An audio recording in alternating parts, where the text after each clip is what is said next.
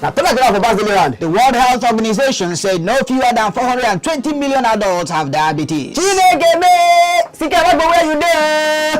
The police deployed heavily armed personnel to the Anambra State House of Assembly. What happened?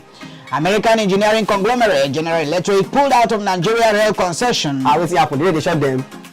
President Muhammadu Buhari met with Guinea-Bissau President Jose Mario Vaz in Aso Rock. Okay, we have.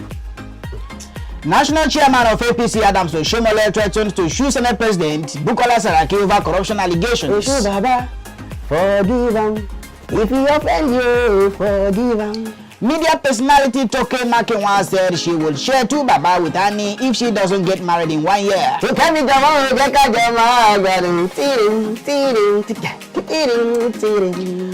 more stories, download the Bounce News app on Play Store and iOS. I'm going to Facebook. I'll pass it to the YouTube.